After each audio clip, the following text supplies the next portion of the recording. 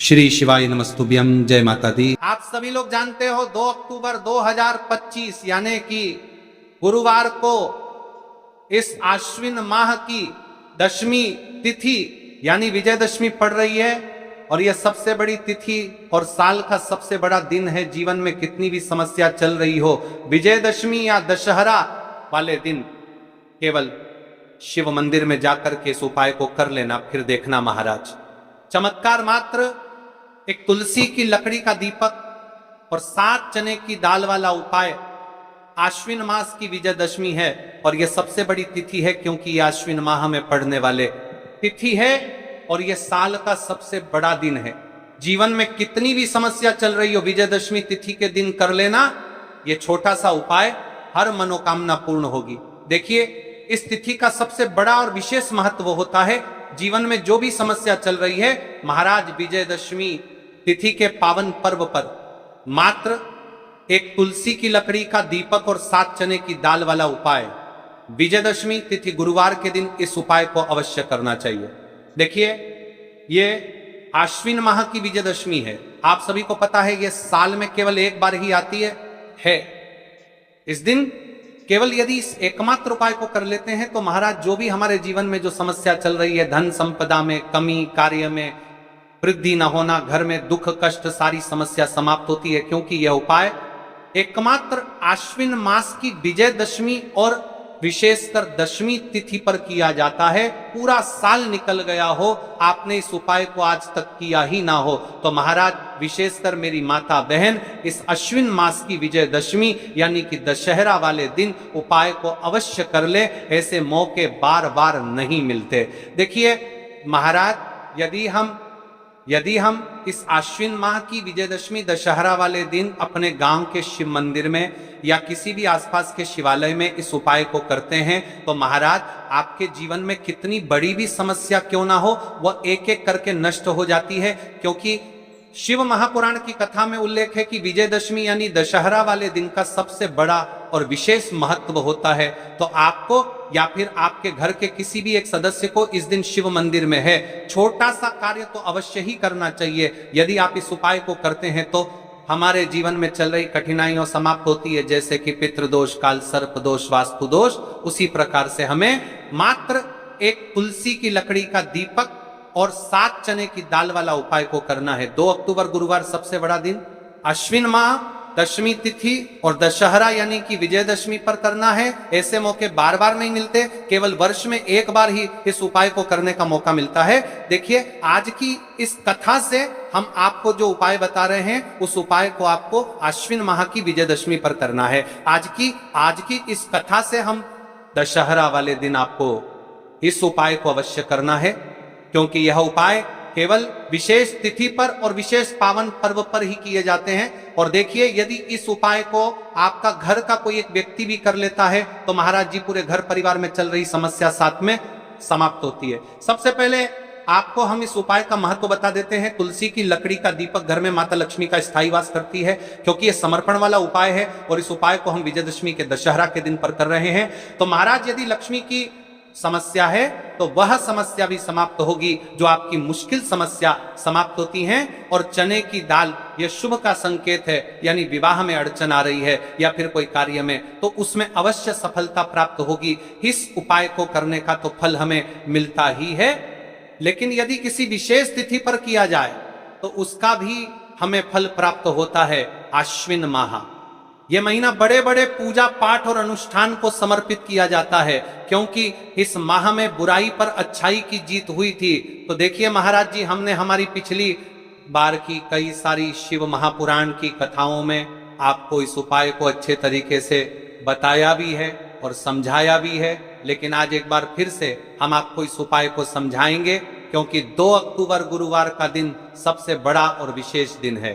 देखिए, यदि आपने इस मात्र एक तुलसी की लकड़ी का दीपक और 7 चने की दाल वाला उपाय को कर लिया तो आपको इस उपाय का वह फल मिलेगा जिसकी आपने कभी कल्पना भी ना करी होगी। देखिए महाराज जी, जो मनोकामना बड़े बड़े पूजा पाठ से पूर्ण नहीं होती वह केवल इस आश्विन माह की विजयदशमी, दशहरा, दशमी तिथि वाले दिन मात्र एक तुलसी की लकड़ी का दीपक और 7 चने की दाल वाला उपाय को करने से पूर्ण हो जाती है। देखिए, मेरी कई सारी माताएं बहनें हैं जिन्हें पता भी नहीं है कि उनके जीवन में जो समस्या चल रही है उसका कारण क्या है, यानी कि मुख्य कारण क्या है, किस वजह से यह समस्या है। मतलब भाई, जीवन में जो अटकने आती हैं जिनका कारण अक्सर हमें पता ही नहीं चलता। देखिए महाराज, आपके जीवन में जो भी समस्या चल रही है वो कालसर्प दोष, वास्तु दोष या फिर कोई अन्य समस्या, आपके घर में माता लक्ष्मी का स्थायी वास न होना, बार बार लड़ाई झगड़ा या फिर विवाद होना, यह सबसे बड़ी समस्या है। तो महाराज, यदि हम माता रानी के इस पावन पर्व पर, इस अश्विन माह में विजयदशमी, दशहरा, दशमी तिथि के दिन इस उपाय को करते हैं तो जो भी समस्या चलिया रही है वह सारी समस्या समाप्त होती है। इस उपाय को आपको किस प्रकार करना है, सामग्री कहां से लेनी है, किस समय करना है, कैसे करना है, ठीक है, तो आपको इस कथा के अंतिम तक बने रहना है। देखिए, हम राशि से जुड़ा भाग्य भी बता रहे हैं और भाग्य में चल रही परेशानियों को भी बता रहे हैं। तो यदि आप अपनी राशि से जुड़ा भाग्य जानना चाहते हैं तो अपना नाम और अपनी राशि कमेंट बॉक्स में अवश्य लिखें। तो चलिए भक्तों, अब चलते हैं उस विशेष उपाय की तरफ जो आपको कल इस विशेष तिथि पर करना है। और इस विशेष पावन पर्व पर हम जिस उपाय की चर्चा करने जा रहे हैं वह अत्यंत ही दुर्लभ और शक्तिशाली है। यह उपाय न केवल भक्त की मनोकामनाओं को पूर्ण करता है बल्कि उसके जीवन के समस्त कष्टों का निवारण भी करता है। उपाय की सामग्री देखिए महाराज, मात्र तुलसी की लकड़ी से बना दीपक, तुलसी की लकड़ी का दीपक। तुलसी माता का वर्णन शास्त्रों में अत्यंत पवित्र माना गया है। तुलसी के बिना कोई भी पूजन अधूरा है। यद्यपि शिवजी को तुलसी अर्पित नहीं की जाती, परंतु तुलसी की लकड़ी का उपयोग जब दीपक के रूप में किया जाता है तो यह विशेष ऊर्जा उत्पन्न करती है। देखिए महाराज जी, अब हम बात कर लेते हैं सबसे पहले उपाय के बारे में। तो देखिए, तुलसी की लकड़ी का दीपक, कई सारे लोग प्रश्न करेंगे कि महाराज जी, ना ही शिव जी को तुलसी समर्पित कर सकते हैं और ना ही इस उपाय को किया जाता है। तो देखिए, इस उपाय को आपको शिव मंदिर की चौखट पर करना है। ये जो दीपक हम प्रज्वलित करेंगे ये शिव मंदिर की चौखट पर करेंगे। तुलसी का संबंध आध्यात्मिक शांति, मानसिक स्थिरता और रोगनाश से है। जब तुलसी की लकड़ी का दीपक जलता है तो घर या मंदिर के आसपास की नकारात्मकता तुरंत दूर हो जाती है। तो देखिए महाराज जी, आपको इस तुलसी की लकड़ी के दीपक के बारे में हम आपको सबसे पहले बताते हैं। हालांकि आपके तीनों उपाय को साथ में ही करना है, लेकिन सबसे पहले और प्रथम तुलसी की लकड़ी का दीपक। तो देखिए, तुलसी की लकड़ी प्राप्त करना, यदि घर में तुलसी का पौधा है तो उसकी जड़ के पास की नरम लकड़ी लेनी है। यदि घर में तुलसी का पौधा नहीं है तो बाजार से भी तुलसी की लकड़ी खरीदी जा सकती है।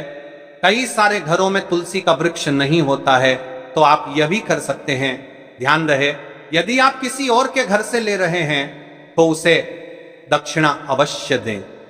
बिना दक्षिणा के तुलसी लेना अशुभ माना जाता है। लकड़ी को तैयार करना, तुलसी की लकड़ी को छोटे टुकड़े में काटकर उसकी बत्ती बनानी है। उस बत्ती पर कपास रुई लपेटना है ताकि वह दीपक में ठीक से जल सके।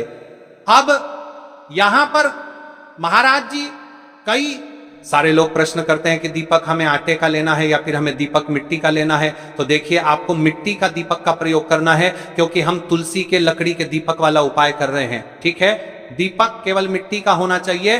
पीतल, कांसे या किसी और धातु का दीपक इस उपाय में उपयोग नहीं करना। मिट्टी का दीपक धरती तत्व का प्रतिनिधित्व करता है और यह शिव पूजन में सबसे उत्तम माना जाता है। अब देखिए महाराज जी, हमें तेल का किस प्रकार प्रयोग करना है। तो देखिए, तेल का प्रयोग इस दीपक में तिल का तेल या घी का प्रयोग करें।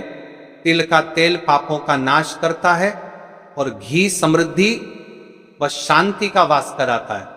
अब कई सारे लोग प्रश्न करते हैं कि महाराज जी, आपने हमें यह तो बताया ही नहीं कि कितने दीपक का उपाय करना है, आखिर दीपक कितने बने हैं। तो देखिए, कितने दीपक जलाने चाहिए। यदि समस्या बहुत बड़ी है, जीवन में गहरा संकट है तो 5 दीपक जलाने चाहिए। यदि सामान्य कामना है तो 1 दीपक भी पर्याप्त है।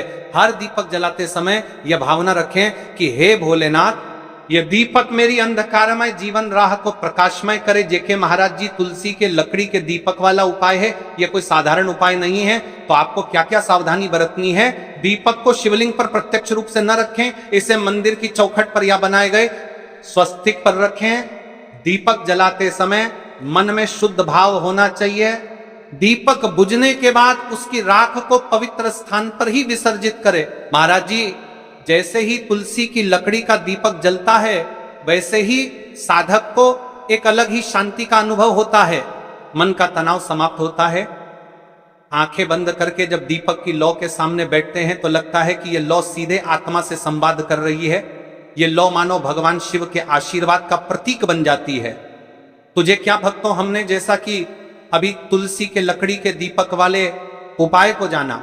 अब देखिए, यदि आप इस उपाय को कर रहे हैं तो इसके साथ में आपको एक चुटकी हल्दी वाला ये छोटा सा कार्य अवश्य करना चाहिए। उसके पश्चात हम जानेंगे 7 चने की दाल वाला विशेष उपाय के बारे में। तो अभी हम बात करते हैं एक चुटकी हल्दी। देखिए महाराज जी आपने उपाय तो कर लिया, अब हम बात कर लेते हैं एक चुटकी हल्दी के बारे में। मतलब आपको इस एक चुटकी हल्दी वाले उपाय को किस प्रकार करने हैं, कैसे करना है। ठीक है, घर से एक चुटकी हल्दी लेकर चले, यदि चाहें तो उसे छोटे कागज में बांधकर या किसी छोटी डिब्बी में रख सकते हैं। मंदिर जाते समय उसे अपने साथ रखें और यह भावना रखें कि यह हल्दी मेरे घर में सौभाग्य, सुख और शांति लाएगी। शिव मंदिर में हल्दी का प्रयोग जब आप मंदिर पहुंचे और दीपक व चावल अर्पित कर लें, तब हल्दी का प्रयोग करें। सबसे पहले मंदिर की चौखट या प्रांगण में हल्दी से स्वस्तिक या पा चिन्ह बनाएं।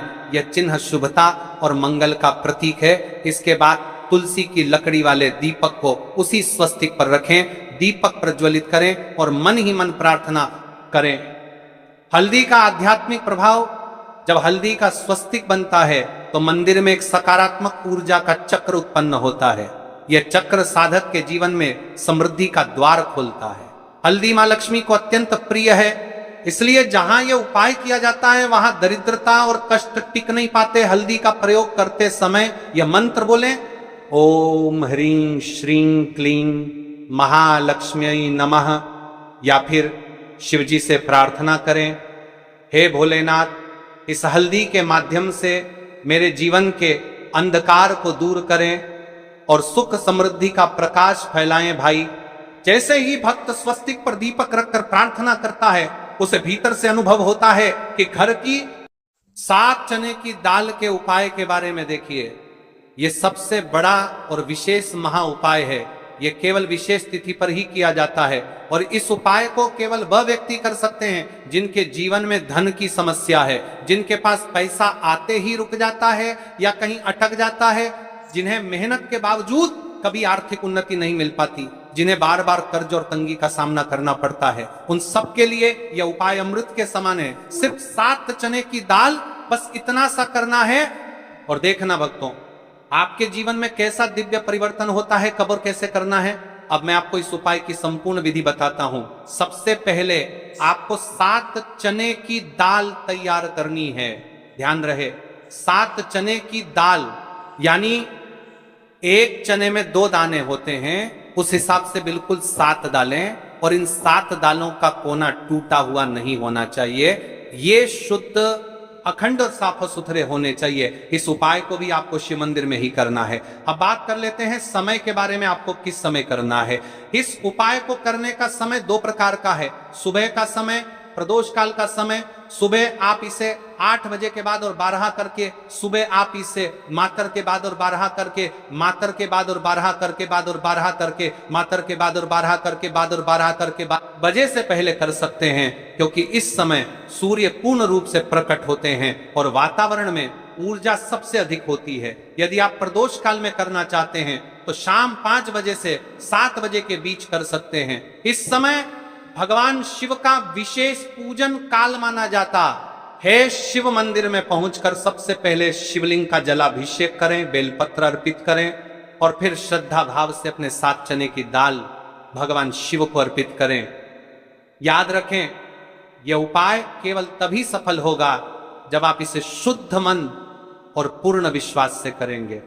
दाल चढ़ाते समय अपने हृदय की व्यथा भगवान शिव को सुनाएं, उनसे कहें, हे भोलेनाथ, हमारे जीवन से दरिद्रता का नाश कीजिए, जेके महाराज जी, इस उपाय को आप माता रानी के समक्ष भी कर सकते हैं और भगवान विष्णु के समक्ष भी कर सकते हैं। मतलब आप किसी भी भगवान के प्रतिमा के समक्ष या उनकी फोटो के समक्ष इस उपाय को कर सकते हैं। अब देखिए, उपाय को करते समय आपको बोलना है, हमारी मनोकामना पूरी कीजिए, धन का प्रवाह हमारे जीवन में बना रहे। आपका जो ये वाला उपाय है अब यहां पर समाप्त हो जाता है। अब शिव जी को भी आप प्रसन्न कर लेते हो और साथ में गणेश जी को भी प्रसन्न कर लेते हैं। अब घर आकर के आपको छोटा सा कार्य अवश्य करना है। अब भक्तों, केवल मंदिर जाकर उपाय करना पर्याप्त नहीं है, घर लौटकर आपको एक छोटा सा कार्य भी करना होगा। घर में जो भी आपका शिवलिंग है, पिंडी है, या फिर